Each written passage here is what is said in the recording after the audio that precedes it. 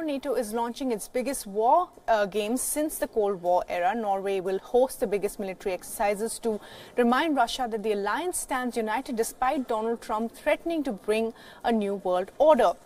Now, some 50,000 soldiers, 10,000 vehicles, 65 ships and 250 aircrafts from 31 countries are taking part in the Trident Juncture 18, which is aimed at training the Atlantic Alliance to defend a member state from aggression. President Trump has repeatedly browbeaten NATO's European members for not spending enough on defense. NATO spends a lot less on military and defense as compared to Russia and the US. NATO Secretary, however, has said on Tuesday that the forces are in place for the start of a month-long exercise. The mobility drive parallels the alliance efforts to rebuild its arsenal, prompted by Russia's seizure of Crimea from Ukraine in 2014. Meanwhile, Washington has accused Russia of violating the 1987 intermediate-range nuclear forces. The treaty says it will withdraw from it, but the Secretary General of NATO has said NATO is unlikely to deploy more nuclear weapons to Europe should an arms control treaty between Washington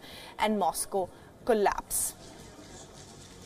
Julia Chapman is now joining us live from Moscow for the very latest on this. Now, Julia, tensions have already flared since Trump announced he was abandoning the Cold War era nuclear treaty. The INF move which Russia want could cripple global security, and this could potentially unravel an arms race. The fact that NATO is having this sort of biggest war game since the fall of the Soviet Union, since the end of the Cold War.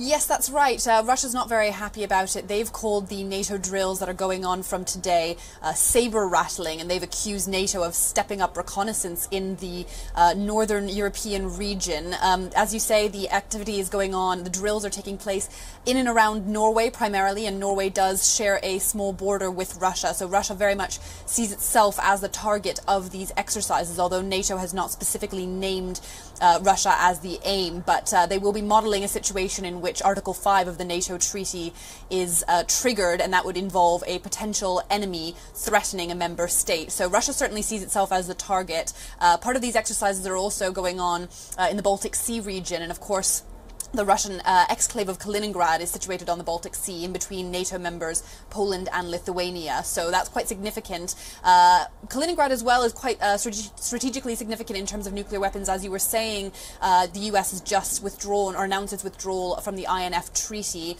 And that's something that's very much concerned Russian officials and experts over here who warn that this is going to lead to destabilization in Europe. Previously, Russia has been accused of moving nuclear-capable Iskander missiles to Kaliningrad, and this treaty, the collapse of this treaty that the US is withdrawing from, could leave it free to do even more so in the Kaliningrad region.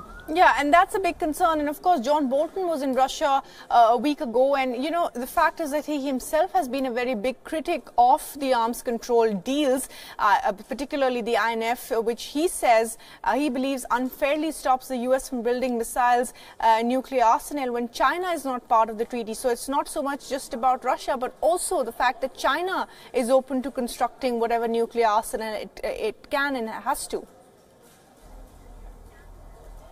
That's right, yes, that was certainly what he was saying when he was here in Moscow over the last few days. I attended his press conference on Tuesday evening, and he said, why should the US be bound by this treaty if we're the only country being held to it? Because the US has, of course, accused Russia of repeatedly violating the INF treaty for the last 6 years. And so with a number of nuclear powers around the world not bound by it, the US no longer sees it as a viable option. But he did also pour cold water on any suggestions that there could be a renegotiation of the INF treaty that could involve other countries, including, for example, China, which is a big concern to the US.